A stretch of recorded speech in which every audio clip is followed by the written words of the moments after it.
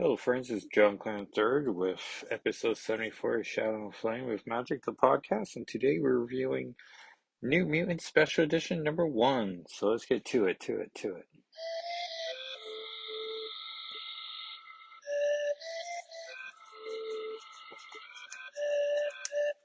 And once again, thank you, Francisco, for providing the theme song to the podcast. Appreciate it, and you. And this is going to be our third issue in our Loki Month coverage. So you probably already figure out what the next issue is going to be. This is a beautiful wraparound cover by Art Adams. The cover has Warlock and Magic, so pretty great cast to start with. And then Wolfsbane as well. Then the back cover has Loki, Enchantress, Storm, and Karma and Magma. And Terry Austin, of course, work on it. And I'm sure Glynis Oliver did it as well. Oh, I'm sorry. No, it's Christy Shield. Well, I'm sorry, Christy Shield. A name I'm not that familiar with. So in the character box is Cannonball, Magma, Rain, Berto, and Danny. And in the bottom left corner is Mjolnir. Yeah. And it's all new 64 pages. Loki, Storm, Asgardian action, mutants galore. Inside cover ad is for the Nightcrawler miniseries. Oh yeah, it would cost you $1.50 or 50 pence or 175 cans. Stanley presents The New Mutants in Home is Where the Heart Is. Author Chris Claremont, illustrator Arthur Adams, and embellisher Terry Austin, letters Bulaus and Orszagowski, which I know that as being Tom Orszagowski, but I don't recognize Bulaus. Colorist Christy Shield, editor Ann Nocenti, and editor-in-chief Jim Shooter. And this would have came out in 1985. No month provided, though, because it's so special. Magnificent. And the cover, or the splash page is Storm defending people, or defending people off with a sword in hand. Here we get straight to the Loki action. From Hilda's scarf, the high seat glazing through the crystal of vision, the Lord of Asgard can see all there is to see on the 9 worlds of mortal men. In this instance, a replay of the recent battle in New York between the Asgardian hosts, the heroes of Earth, and the demon hordes of Surtur. And I know this comic took place after New Mutants 64, but I'm not sure which Uncanny X-Men issue it took place after. But Loki's watching, like the Wicked Witch of the West with Storm in a snow globe or observation orb, which I guess Zordon used one too, right? Begin to understand at last the fascination these creatures have for thy doltish half-brother Thor. This woman, Aurora, has no special abilities, yet she fights with a fierce courage that would do the Lady Sif proud. Her name means beauty, and she is in truth most pleasing to the eye, despite her dusty color. Oh yeah, so there's some questionable art choices, and then also questionable descriptions. I think I meant to jump over that when I read it earlier, but here we are. Like all heroes, she is depressingly noble, yet I sense within her considerable passion too long denied.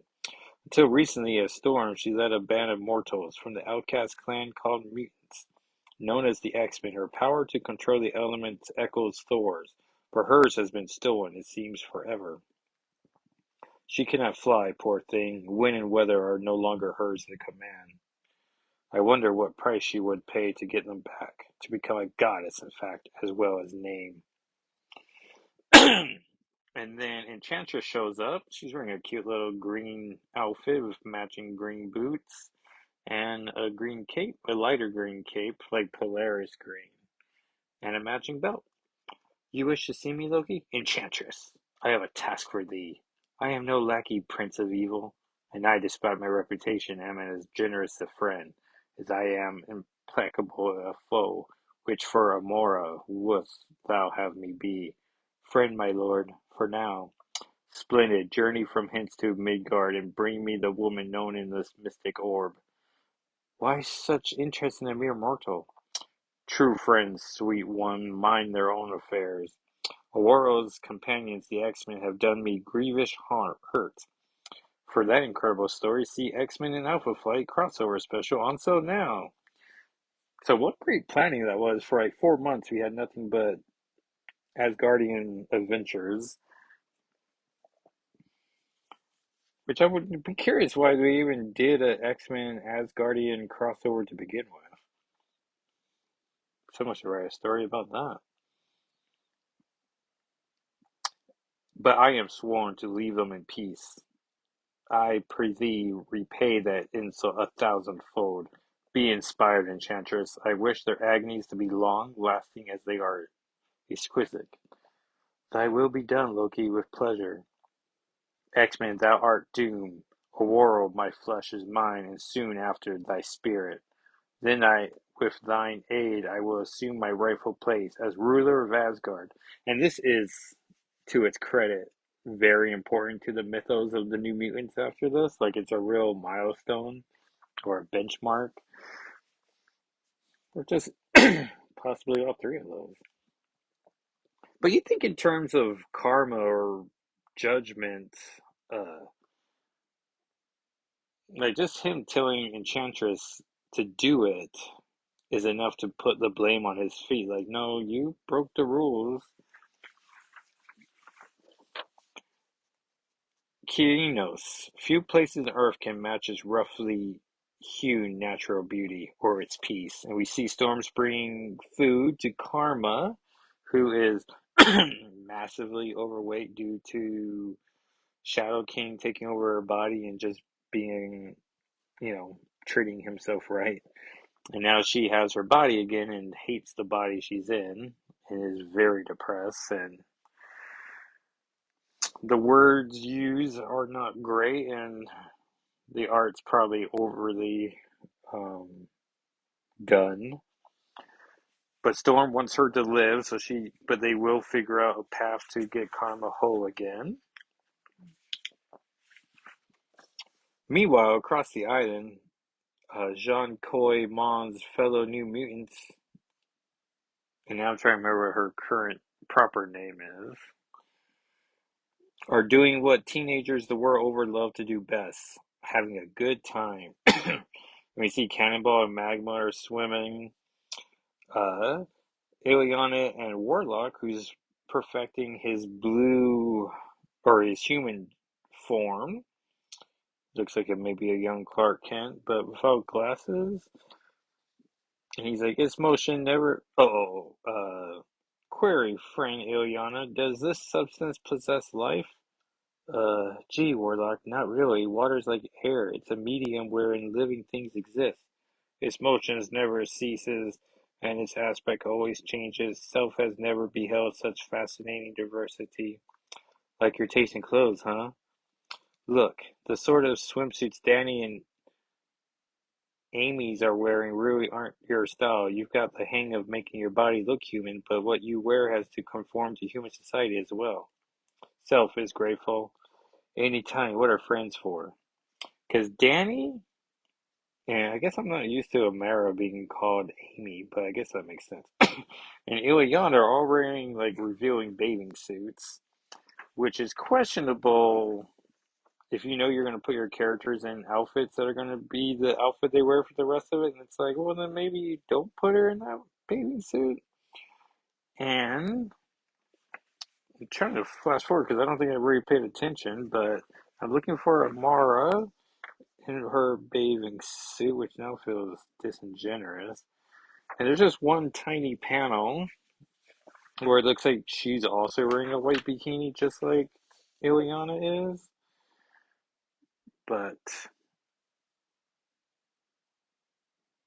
yeah, this looks to be the same, or maybe it's a one piece. And then, so Ileana's getting on her towel right next to Doug, who's listening to his Walkman, or at least has it nearby. Nice try, Ileana. I'm afraid to look. As we see that Warlock in the back has gone, because I guess his old bathing suit was like briefs with a white swim shirt, and now he's wearing Ileana's bikini, but on a male body still.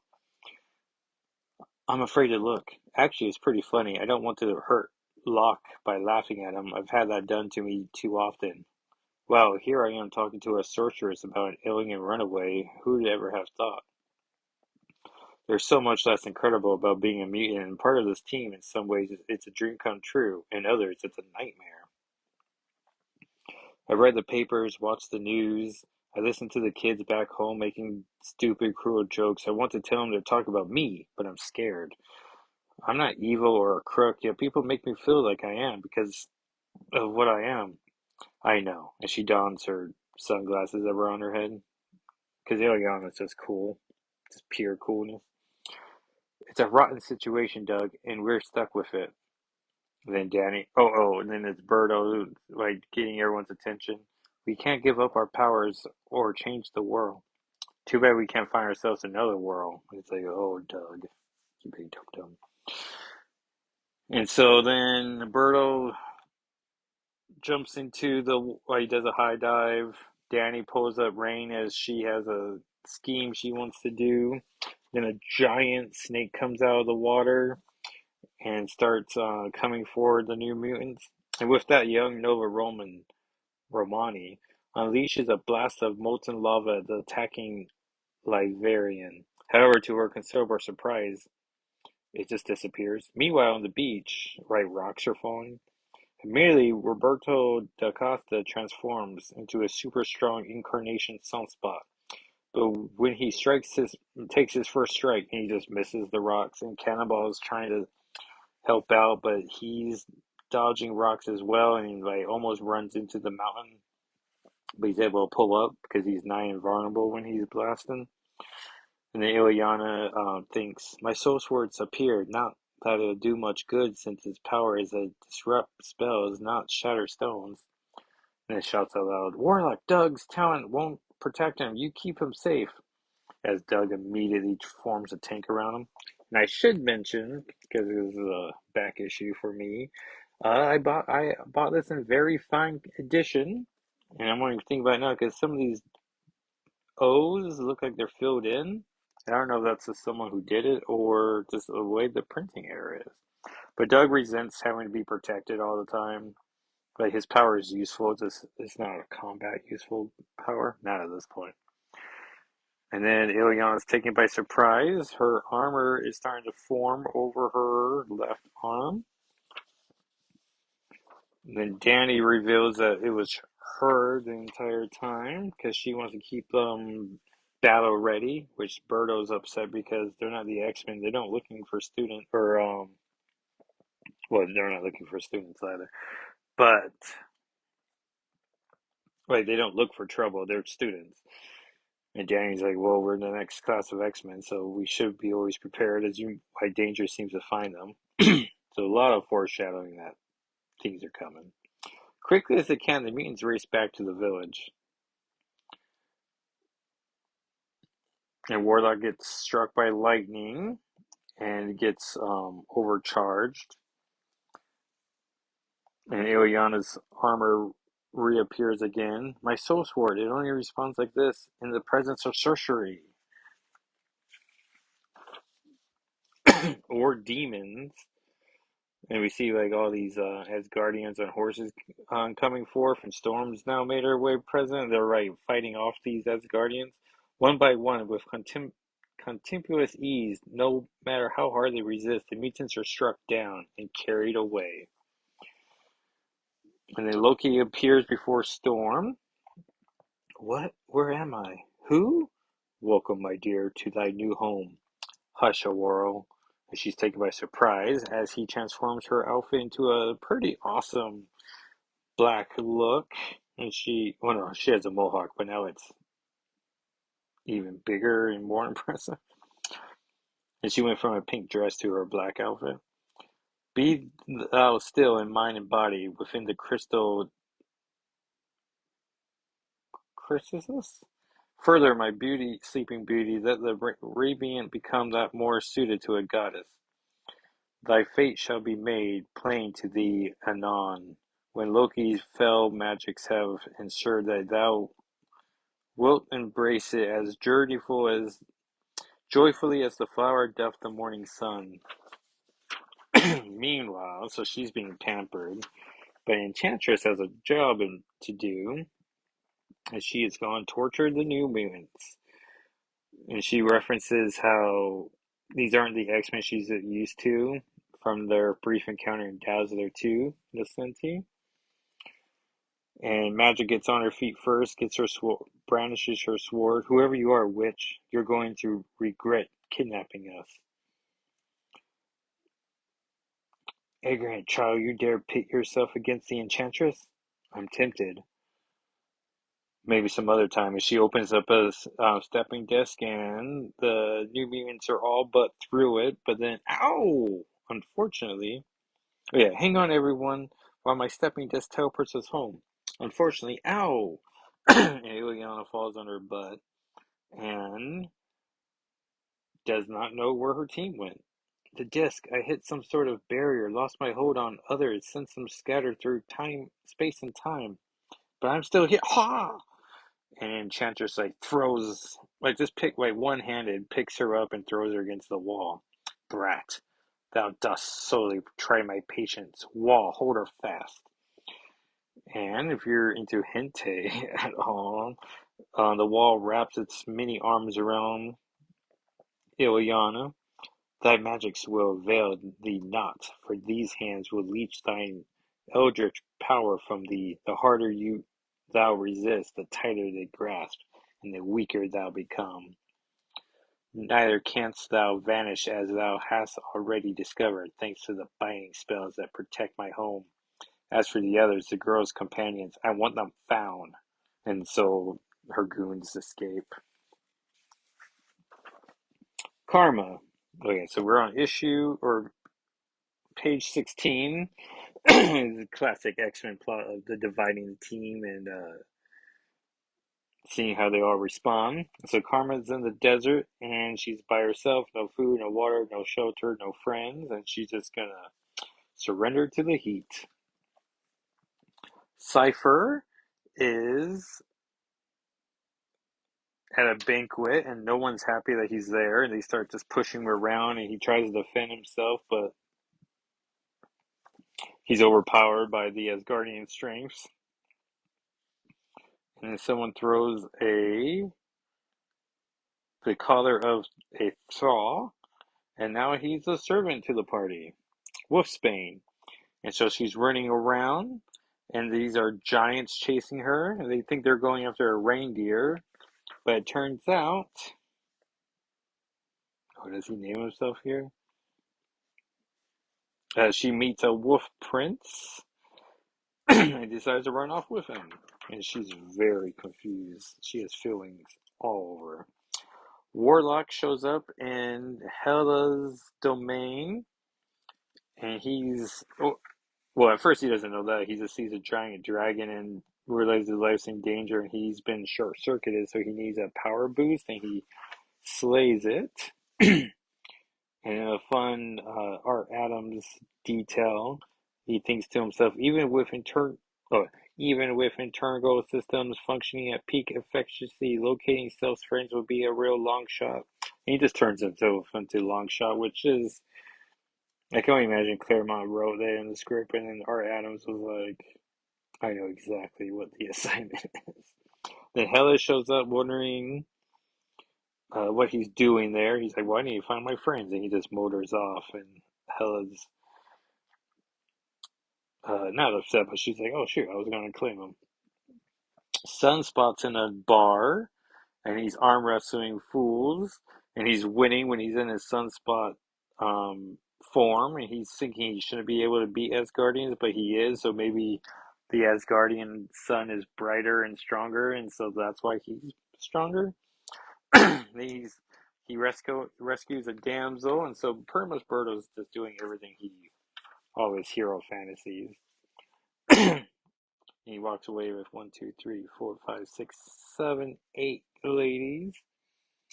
Magma, and all these dwarfs are wanting a feed, and what's the feed version of drinking? They want to feed her and replenish her. Sure.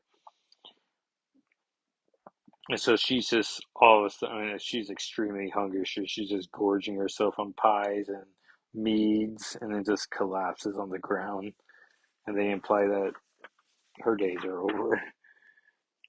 Cannonball, he's with some dwarfs underground, and he's not sure if they're friendly or not. He starts blasting them away when all of a sudden he hears Igvana, someone's wife, screams, and so he blasts off to get to her, and we see some uglier dwarfs attacking her, and so he grabs her, and because he's not invulnerable when he's a blast, and grabs her and flies away, but then someone throws a knife into his shoulder and makes him collapse.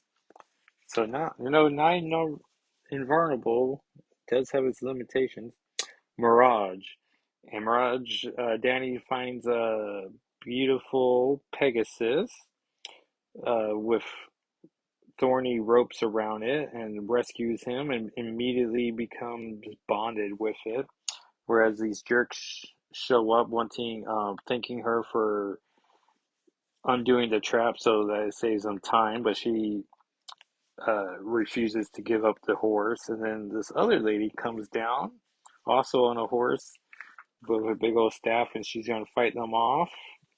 Uh, Danny makes the goons see their greatest fear, which is Hela, and then they run away, and then they realize, wait, we work for Hela. Like, this is clearly Earth nonsense, and come back for Danny. But by then, is this lady named Misty? I think it's just Mist. And Danny says she's from Earth, and she's like, Midgard. And so they are gonna go hang out elsewhere. And we're back at magic. I trust, little sorceress, my wall half kept thee amused. What do you want with me? Amusement. I wish to learn thine abilities in demonstrating and exercising mine. The dresser, for example, reduces thee to infancy. And we get a very weird image of a baby girl in a bikini that's like, all right, Adams. It's a tiny panel, but I don't love that. While this makes thee the most ancient of crones, fascinating. And Ileana just aged back to being whatever she's supposed to be here, 16, if that. Let's hope she's 16 with the baby suit she's still in. It's like it's not as skimpy as the bikinis, but it's also like, all right, that's the outfit you did. Because everyone else is in uniforms now. Like Danny's back in a uniform. Mara was in a uniform. Like everyone's in uniform. So it's just interesting choice. An ordinary mortal would have reduced to dust, yet thou remain as young and vital as ever. There is more to thee, brat, than meets the eye. I sense within thee a kindred soul, a capacity for wickedness that rivals my own. Why resist it? And me, we could be great friends. Eliana's now been sweating for a while now. Not a chance. Pity. Before I am done, I shall know all thy secrets. Thou shalt serve me, Eliana, and eventually love me. Never. Thy defiance is but a waste of breath. Face the truth, I offer no more than thy heart's desire. No! Behold, child, how easily I pulled free the dark side of thy soul and give it physical form. And so then we get like maybe a 20-year-old Ileana wearing a chest plate. Both arms are metaled up, and she has red hoof calves down. And then Enchantress explains the rules of this new form. This manifestation of evil shall lead my night Goths in pursuit of thy fellows. Whether on earth or in the golden realms, she shall find them and return them to me. This avatar possesses all thy sorcerous might. Moreover, thy life forces are so tightly bound that any blow struck against her will instead reflect itself on thee. So it's like a Dorian Gray situation. He said that we don't want the picture to be hurt. She cannot bleed, nor feel pain, nor be broken. All those are thy privilege, and best of all, since she cannot die, neither can thee. It will be, I hope and pray, my dear one, a torment as it is eternal. And Illyana's eyes now are like super black, like she hasn't slept in forever, like very baggy. And page 34, so we're halfway there. And Karma is seeing a little girl get chased by a giant sandworm, but not the kind from Beetlejuice, because I think that's a couple years away. Yeah, because this came out in '85 and Batman '89, and Keaton was Beetlejuice in probably '88. Yeah, yeah. So no sandworm possibilities from here. But Karma sees the little girl's in danger and decides to help out because she will let herself die, but you can't let someone else die. Which is the opposite when you're in a plane and you got to make sure you're protecting yourself. And Cypher, he's getting tired. Oh, and he is just being trashed. Like he's just covered in smut. And all of a sudden, the Dark Child comes in, wanting Doug. So Doug's the first one retrieved, and it looks like Dark Child has just killed everyone. But then Doug jumps through a window, and Warlock catches up to him, and so then um, Warlock turns into a choppa, and they fly away. Wolfsbane. Honestly, what is this guy's name?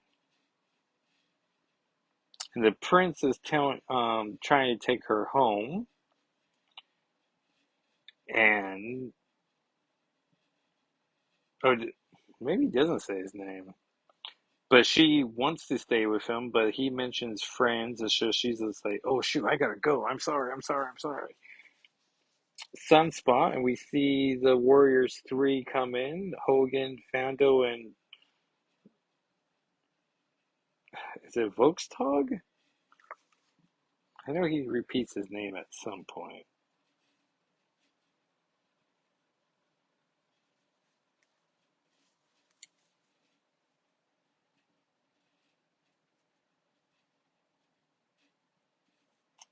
And so Sunspot's not impressed with the Warriors 3. And so Volkstag's like, well, if you can lift me off this chair, then you win. And Sunspot puts all of his strength in it and does actually lift him up. And everyone's impressed, but Berto's pretty sure he threw something out in his back. And Volkstag just like lifts him up in the air, hurting his back even more, and he's just super impressed with him.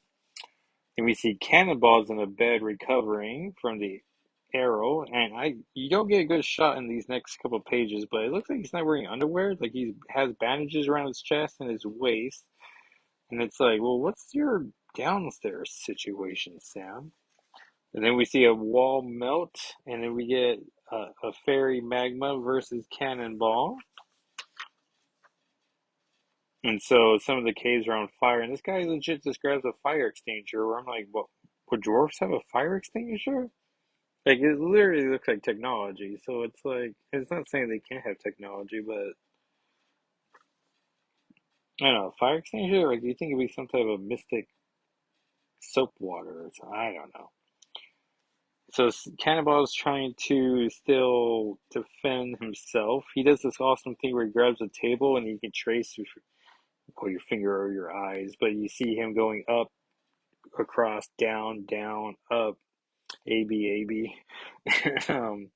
But it's all in the same panel, so it's like a classic Spider-Man leaping motion to it, which I always love because I always like to at least look at it 3 times.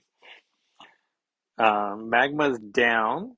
Oh, we get so once again, the Cannonball has saved the dwarves, and we do see that he's wearing essentially bikini bottoms, but bandages as well. He gets a big slap on his back, and it hurts him a bunch. Mirage, apparently she's been with this crew for a bit and has some cool accessories now, some Asgardian accessories. They come across some men who immediately see Danny and the horses and like-minded ladies and just turn around and leave. And Danny picks up and no one wants to give her answers for why men would be scared of her. So they go back to base and she overhears essentially that these are the Valkyries, and now that Danny has accepted a horse, she is now a Valkyrie. And I'm realizing now there's been no ads in this comic, and that's pretty cool. Back to Karma, so page 48. And we can tell she's noticeably lost a lot more weight.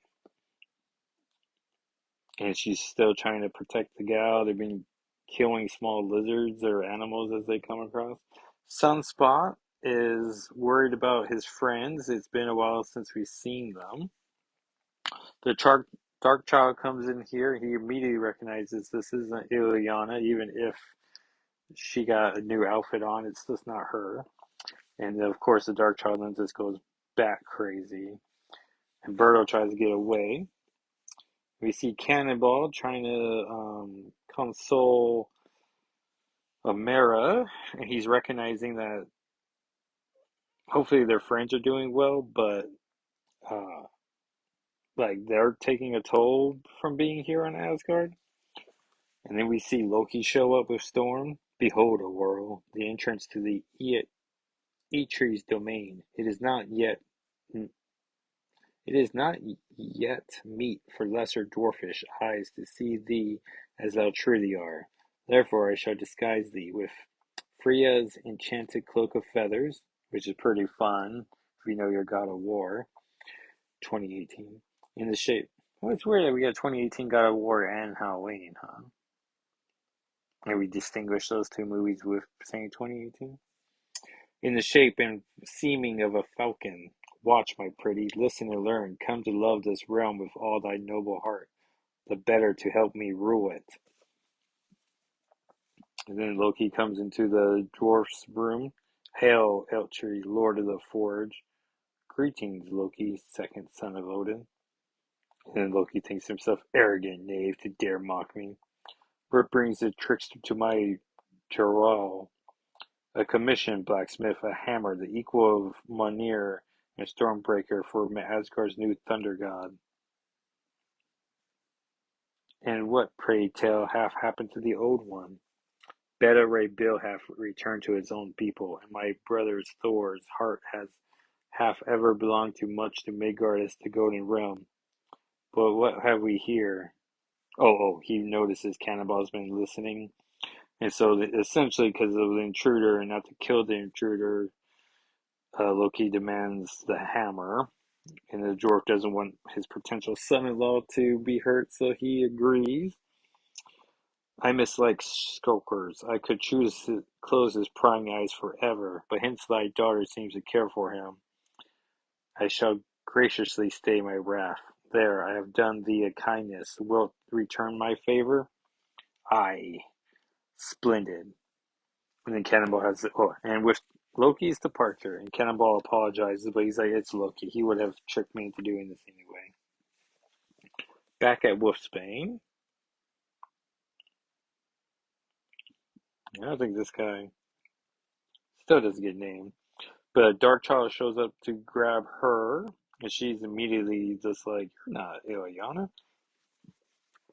And then we're back to Karma, and this is page 53, so they're getting faster now as people are being reunited. And she's pretty much just back to her traditional shape that pleases her. And Warlock and Doug show up. Um, Karma thinks she's been there forever, and Doug and Warlock are like, well, we've only been here for maybe a week. So she's like, well, Ileana must have put me here further in the past than where it's like, did she, or did he just lose weight? And then the Dark Child shows up. Karma's ready for a fight. Uh, Warlock becomes a battle armor around Doug, so then Doug's not just a victim or a scared kid, and he's actually now a physical combatant. And Cannonball and Amara show up, so we're getting the team all back together, so that's pretty nice. Elsewhere, impossible, Enchantress says. She is mortal and not one of the ancient blood, yet she rides one of the sacred herd. Though she suspects it not, Danielle Moonstar has joined the Valkyrie. She is one of the Odin's choosers of the slain, a Valkyrie. So that's where we get to know that. The following morning, and Enchantress is up, and she's seeing the Darkchild and her army return. And with that, the New Mutants show up, and a big fight breaks out. From the trolls' minds, Marls posed the image of what they fear most, and manifested it to most impressive feat. Oh, it's Odin, but very upset with everyone. The few trolls that stand their ground are speedily dispatched, and Doug's enjoying having a battle armor. Meanwhile, Karma has taken over the mind of the Darkchild and is slowly walking her down the stairs. Danny and the controlled moon or Darkchild take out the goons at the bottom of the stairs, and then she comes across Ileana, who's very beaten up. About bloody time. Restoration of your soul to your body shall heal your wounds. Forgive me for the ones I caused. Not your fault. That's better. The pain is gone. I wish I could banish the memories of it and other things as easily. Where it's like, oh man, what did Enchantress do to her? Thou hast but to ask, dark child, and thy wish is granted. As she zaps her with a ray and Ileana falls to the ground. The observation thou dost crave shall be thine in death. And then the new mutants break through a wall. Because there's one thing about about mutants is you can always tell where they've been with the wake of destruction. And Karma takes over Enchantress's mind, and Ileana says she doesn't have to. Karma, make her remove all the arcane wards around her castle that prevent me from teleporting. And we'll blow this lousy joint. Welcome, Enchantress, to Limbo, the magical domain where I rule. And then Sim walks up. Good day, boss. Hiya, kids. Hello, Sim. These manacles aren't as entertaining as your wall, but they serve the same purpose so long as you wear them. You're quite powerless. I could kill you now, but I'm not that forgiving. Instead, I'll leave you to Sim's tender mercies. He's my pet demon. I truly believe you two are made for each other. She isn't to be physically harmed, Sim. Beyond that, use your imagination, which is pretty much what Loki told her. So the chain of disappointment or the chain of cruelty just keeps going around. And it's also messed up what Sim did to young Ileana, and now she's gonna tell him to do the same to her. So just hurt people hurt people. It's a cliche, but also very true. Potentially, I guess. I guess your mileage may vary. Break out the champagne, partners. We win. So now everyone wants to call the X-Men, as they don't know where Storm is. Oh yeah. Well, they're trying to decide, do they want to go to Earth or stay here? And some want to go to Earth and some want to stay there. And Enchantress is telling them that it's a foolish quest they're even on. And Danny says Loki started this, but wherever it costs us, wherever it takes, we'll finish this. To be concluded, there's no place like home in X-Men Annual 9. And that will be our last issue in our Loki month, which seems like it went by faster than I thought it would, but I guess it is the third week in October, so. Inner ad for the back cover is Longshot, the newest superstar in the Marvel firmament, a 6-issue limited series written by Anna Senti introducing the unparalleled talent of Arthur Adams, which I will agree with, but yet we are reading a comic that isn't being promoted by the other, so one would think this was his compelling intro into the comics world. But that was issue one. And so we on Thursday would review Excalibur 6. And then I guess next week we'll do 3 issues as I don't know, this is a big week in comics. Like Dark X-Men 2 comes out. The one we'll definitely review on this podcast will be Realm of X3, which they've already done a preview page and it has completely different art that I don't know if anyone was a fan of, so we'll see how that plays out. I'm thinking, I'm sure there's a real world reason why the artist for the first 2 issues couldn't be in the third one, but I'm like, well, maybe it's from Kurtz's point of view, and so that's why it has a childlike wonder to it. I'm trying to think of what other comics are coming out. Uncanny Avengers is out, coming out. Uh, Uncanny Spider-Man's coming, which I'm excited about. Those are the 4. Uh, Days of Future Past, Doomsday, and and Miss Marvel. So Miss Marvel potentially could have another Shadowcat appearance, but we'll see from that. But for sure, Realm of X next week, and Uncanny X-Men Annual 9, and Excalibur 7 if all things go right. Probably should pause Inferno while we do